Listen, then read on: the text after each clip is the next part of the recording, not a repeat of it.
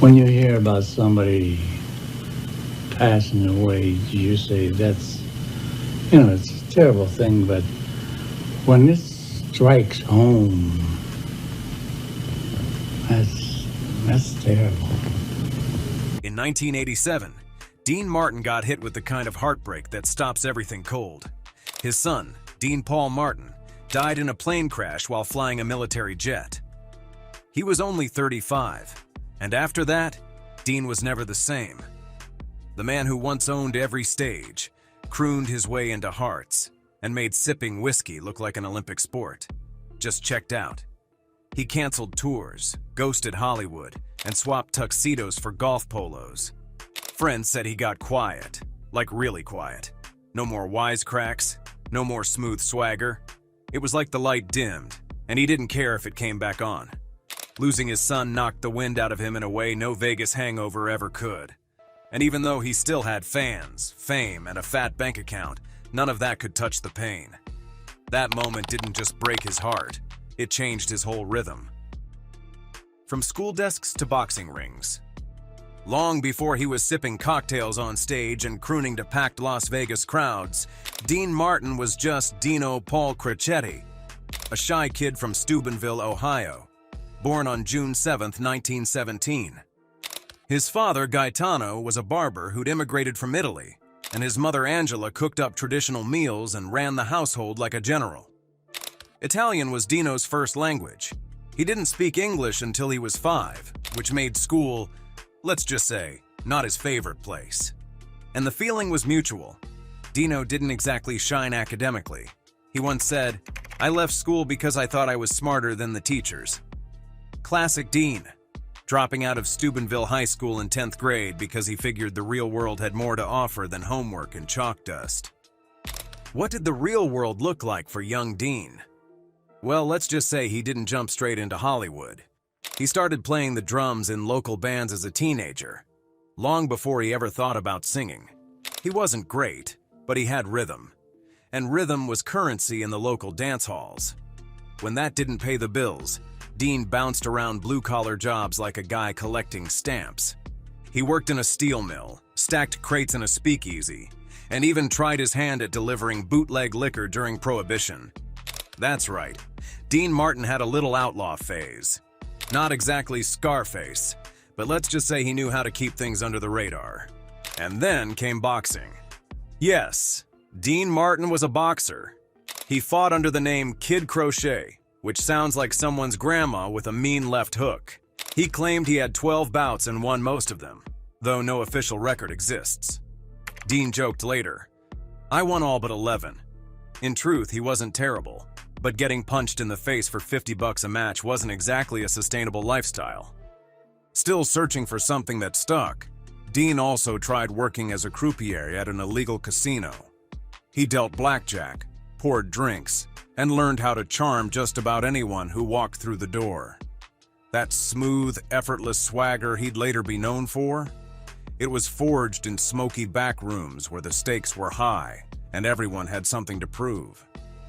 Around this time, he began singing for small clubs under the name Dino Martini.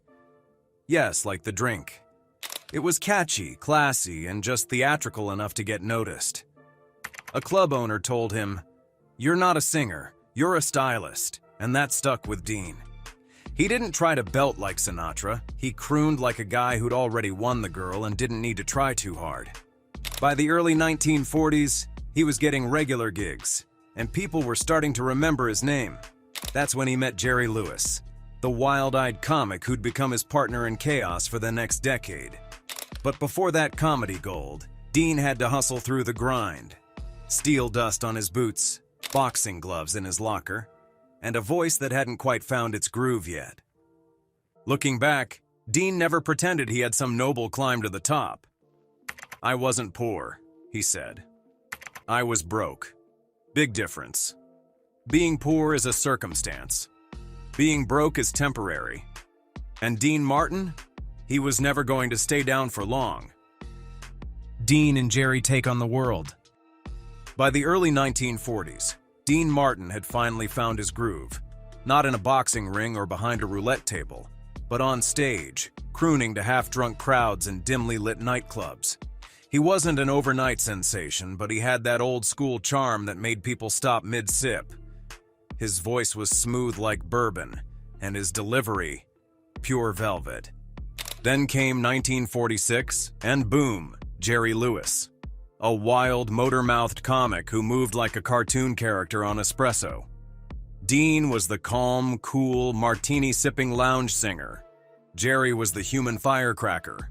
Together, chaos, magic, money. Their debut as a duo at the 500 Club in Atlantic City wasn't even planned. A last-minute cancellation gave them a chance to wing it. And wing it, they did. They ad-libbed their way through a set with Dean singing and Jerry clowning around. The audience didn't just laugh, they lost their minds. Some said they laughed so hard they forgot to breathe. One club owner reportedly told them, "Whatever you just did, do that every night." And they did. Soon enough, Martin and Lewis became a full-time act. They performed at top nightclubs like the Copacabana and the Latin Quarter, and within a few years, they were the hottest ticket in town. Dean was finally living the life. Tailored suits, fancy hotels, and a spotlight that actually came with a paycheck. But they weren't just a live act anymore. In 1949, the duo landed their own radio series, The Martin and Lewis Show, on NBC. At the time, radio was still a big deal, basically the Netflix of its day. And these two? They dominated. Each week, millions tuned in to hear Dean's buttery vocals interrupted by Jerry's non-stop antics. The contrast was the whole joke. Dean would be mid-ballad and Jerry would barge in, pretending to be a barking dog or some off-the-wall character. It was chaos, but controlled chaos. Dean, ever the pro, rarely broke character. But when he did, that only made people love them more. Dean once said, "If Jerry makes people laugh and I make them sing, we're both doing our jobs." That was their unspoken rule. Dean kept it classy, Jerry kept it crazy, and together, they cleaned up. Hollywood soon came calling. Their film debut, My Friend Irma in 1949, wasn't even about them, but they stole the show. Paramount executives saw dollar signs and immediately signed them for a long-term deal. Over the next few years, they cranked out hit after hit. That's My Boy, The Stooge, Artists and Models, each film cementing their place in pop culture. And while Jerry soaked up the spotlight and leaned into his reputation as the comic genius, Dean played it cooler. He was the low-key heartthrob who made it all look easy, even when it wasn't. He once joked, "Jerry makes faces, I make money." Not exactly true. Both men got rich. But it showed how Dean didn't take it all too seriously. He liked the attention, sure, but he wasn't trying to be the next Orson Welles. He just wanted to sing a few tunes, get some laughs, and make it home in time for dinner. But even during their rise, cracks quietly formed behind the curtain. Jerry was obsessive about the act. Dean? Not so much. He wasn't in love with the grind, and more than once, he'd show up minutes before curtain, cigarette in hand, still adjusting his cufflinks. It was all part of the charm. Still, in those post-war years, nobody could touch them. Dean Martin and Jerry Lewis were household names, box office gold and radio royalty. They were the kings of comedy, and Dean, the crooner who once boxed for cash, had officially made it to the big time. The Dream Team's big break. By 1954, the cracks between Dean Martin and Jerry Lewis weren't just showing, they were spreading like wildfire.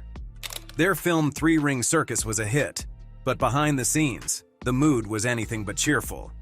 Dean wasn't just tired, he was done. For nearly a decade, he'd played the straight man while Jerry soaked up the spotlight. And the balance was starting to feel more like a bad deal than a comedy act. At first, Dean didn't mind being the smooth counter to Jerry's chaos. But the longer they worked together, the more the public and the press acted like Jerry was the whole show. Critics praised Lewis as a comic genius, while treating Dean like a glorified prop. One magazine even ran a feature photo of Jerry and cropped Dean out. That didn't sit well. Dean reportedly told friends, "All I am is a straight man." I might as well be a lamp. Not exactly a glowing review of their partnership. Things only got worse as Jerry leaned into control. He was obsessed with every detail, writing scripts, directing scenes, even editing. Dean, not his vibe. He liked to show up, do the work, charm the crowd, then hit the golf course. The two couldn't have been more different. One was a perfectionist, the other was a vibe. By the time they wrapped Three Ring Circus, their friendship had basically flatlined. They were barely speaking unless the cameras were rolling, and even then you could feel the chill between them. Every sarcastic jab from Dean landed a little too hard. Every wide-eyed look from Jerry seemed a bit forced. It was no longer an act. It was two guys faking it for the paycheck. The final straw came in 1955. The tension between them reached boiling point, and neither one bothered to hide it anymore. They were set to perform one last time together at the Copacabana in New York, exactly 10 years after their first show as a team. Talk about poetic or painful. Backstage, it was ice cold. No jokes, no banter, just two men counting down the minutes. On stage, the audience couldn't tell. They were professionals after all. Dean sang, Jerry clowned, people laughed. But those in the know could feel it. This was the end. After that final curtain call, they walked off stage. Didn't hug, didn't shake hands, just went their separate ways. Just like that, the most iconic comedy duo of their time was no more. Publicly, the breakup stunned fans, but those close to them saw it coming from miles away. Jerry later admitted, "It was like a marriage that lasted too long." Dean, he kept it cool, saying little, but the message was clear. He didn't miss the circus. For years, they didn't speak. Jerry would try reaching out, but Dean kept his distance. He was busy carving out a solo career, acting in serious films, recording hit albums, and proving to everyone, especially the press, that he was more than just the guy next to the funny one. Looking back, the split was messy, dramatic, and totally inevitable. Dean Martin had outgrown the duo life. He didn't want to be the straight man anymore. He wanted to be the man, and honestly, he pulled it off. They'd reunite much later, but that's a whole different story. For now, Dean was finally flying solo, and doing it his way. The king of cool, Dean Martin's solo rise. After splitting from Jerry Lewis, Dean Martin's solo career wasn't an immediate success. Hollywood wasn't ready to hand him the keys to the kingdom just yet. But Dean, being the cool customer that he wasn't about to sweat it. It didn't hurt that his old buddy, Frank Sinatra, was there to help him navigate the entertainment jungle. Dean's style, completely different from Sinatra's. While Frank was all sharp suits and intense charisma, Dean was laid back with a, "come on, let's have fun" vibe. The big turning point for Dean came when he found his groove in Las Vegas. Enter the Rat Pack. It wasn't just a group of friends. It was the epitome of everything cool. Dean wasn't just a part of the show, he was the show. The group's performances at the Sands Hotel were iconic, mixing music, comedy, and an unmistakable air of, "We're having a good time, but you're not invited unless you're in on the joke." And Dean, he was the heart of it all. His voice was smooth as butter, and he made it all look effortless. As Frank Sinatra put it, Dean has everything a man could want: looks, charm, and a killer voice. Their chemistry on stage was undeniable, even if it wasn't always smooth behind the scenes. Sure, Dean and Frank were tight, but let's not sugarcoat it. They didn't always see eye to eye. In fact, Dean was known to joke that Frank was the boss, when, in fact, Dean had a bit of a rebellious streak. Sinatra himself confessed, "Dean is the only one who can make me laugh when I'm mad." That says a lot about their dynamic. Then came The Dean Martin Show in 1965. Talk about a career revival. NBC gave him his own variety show, and Dean completely owned it. But the kicker? Dean was notorious for not rehearsing. He'd stroll in, film the show with minimal prep, and still make it look effortless. Viewers ate it up, not just because he was talented, but because of how real he seemed. He didn't pretend to be perfect. He just had that cool, I don't take myself too seriously vibe. Even when his lines were scripted, he'd veer off course, delivering zingers that made the show feel fresh every week. But what really set the Dean Martin Show apart were the celebrity guests and the laughs. It wasn't just about the music or comedy, it was about the unpredictable magic of the moment. Big stars like Frank Sinatra, Sammy Davis Jr., and Orson Welles dropped by regularly, and the banter was as fun as it was legendary. Dean made it all seem like a private party where you were lucky to be invited, but you knew it'd be worth it. And then, the Dean Martin Celebrity Roasts, the crowning glory of his TV career. These roasts were a masterpiece in sharp humor and outrageous fun. Dean would gather a group of celebrities to roast one unlucky guest of honor, and it wasn't just about poking fun. It was about making the target of the jokes feel like a part of the club. You'd see stars like Bob Hope, Ronald Reagan, and even the Rat Pack itself exchanging playful jabs in front of the camera. "We're here to roast a guy who's given us a lot of laughs, and tonight he's gonna get them all back," Dean famously said. The thing about Dean was, he never made anyone feel too uncomfortable. The humor was edgy but never mean-spirited, which is why people loved him. As Frank Sinatra once said, "Dean has the ability to make you feel like the coolest guy in the room, even when you're the butt of the joke." Even though the roasts were wild and the humor edgy, Dean was the perfect host. His laid-back style made everyone feel like they were in on the joke, no matter how ridiculous the punchline. And Dean himself, he would crack up just as much as anyone else. But here's the kicker. Dean wasn't just coasting through life. His solo career was hard-earned. Sure, he had his easygoing style, but it wasn't always smooth sailing. It was about finding his own voice, stepping out of Jerry Lewis's shadow, and building something lasting. And he did just that. The Rat Pack, the TV show, the roasts, they all played a part in cementing Dean's place as a Hollywood legend. It wasn't just his voice or his humor, it was his total command of the room. He didn't need to say much, he just had to show up and be Dean Martin. Through it all, Dean kept his cool and made it look effortless. Whether it was making people laugh or belting out one of his hits. He wasn't just a star, he was the star. The family man. Dean Martin's love life? Buckle up. It was just as headline-worthy as his showbiz career. His first wife was Betty McDonald, and they tied the knot back in 1941 in Cleveland, long before he was a household name. They set up shop in a modest apartment in Cleveland Heights and had 4 kids together, 1 boy and 3 girls. But as Dean's career took off, the marriage hit turbulence. By 1949, they called it quits. Dean got full custody of the kids, and Betty moved out west to San Francisco. She passed away in 1989, but her place in Dean's early life was no small chapter. Then came Jean Beager, aka wife number 2, and arguably the one who stuck around through Dean's peak years. They got hitched the same year he split with Betty, and stayed married until 1973. During this era, Dean was everywhere, singing, acting, cracking up Vegas crowds, and partying with the Rat Pack. Somehow he still made time for his and Jean's 3 kids, Dean Jr., Richie, and Gina. Jean wasn't just another Hollywood wife. She was graceful, kept things classy, and rolled with the Rat Pack chaos like a pro. She passed away in 2016 after a battle with cancer, but she was part of the golden years. Now here's where things get messy. Enter Kathryn Hahn. Dean started seeing her while still married to Jean.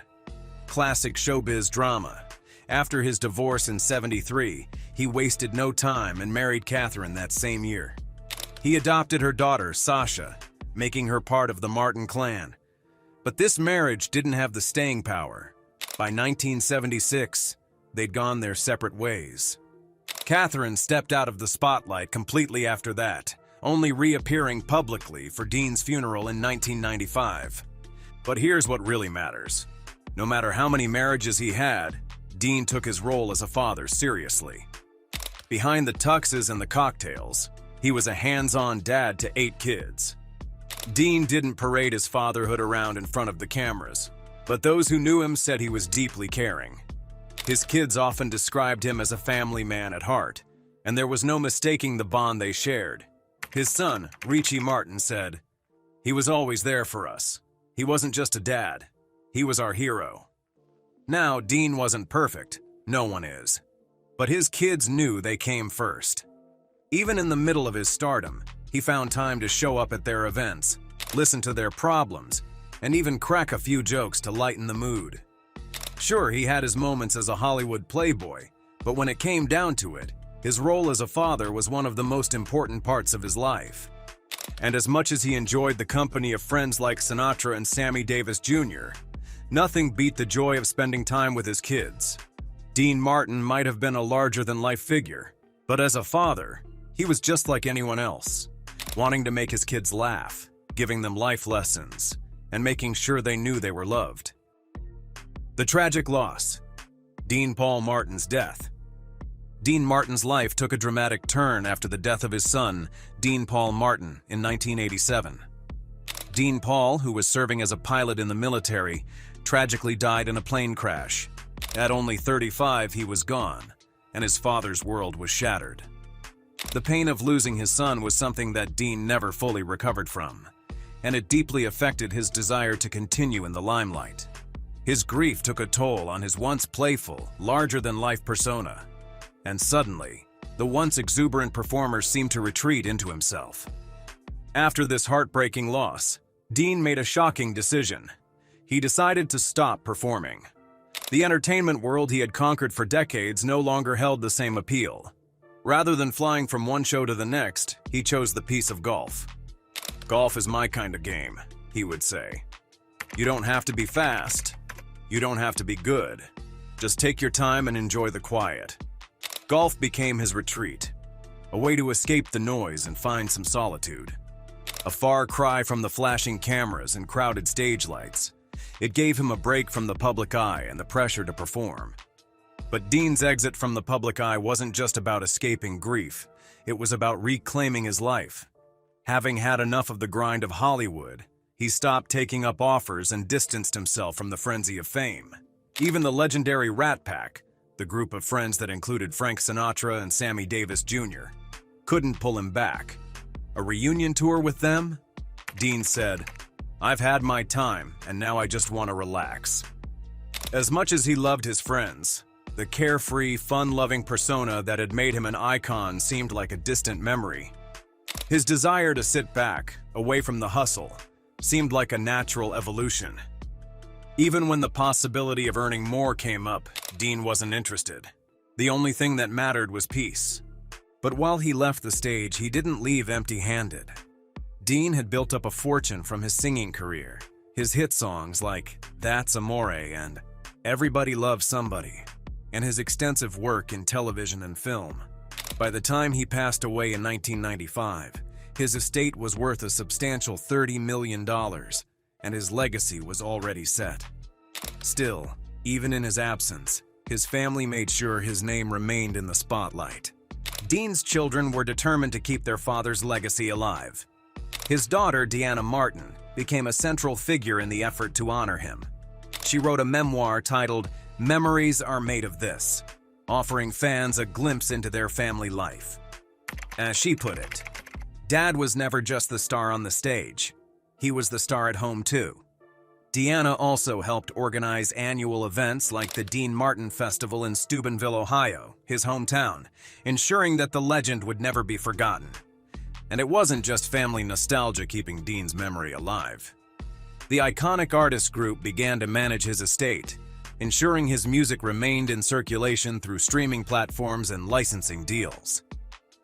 Dean's films and TV specials found a second life with new audiences who discovered his charm, wit, and cool factor. Even years after his passing, you could still hear his smooth croon and see his classic performances on TV. Frank Sinatra himself once said, "Dean was the best. He had that effortless style that everyone wished they could copy." While Dean had left the spotlight behind, it wasn't the end of the story. His family, his legacy, and his fortune ensured that Dean Martin would continue to influence pop culture for generations to come. Dean Martin, wasn't just a flash in the pan. His cool factor, his voice, and his laid-back charm lived on, ensuring that even decades later, the world would never forget the man who made everyone feel like they were the most important person in the room. So, do you think Dean Martin truly found peace in stepping away from the spotlight? Or was his legacy always destined to shine on, no matter how much he tried to leave it behind? Share your thoughts in the comments down below. Thanks for tuning in, and don't forget to check out these next videos just for you. Catch you in the next one.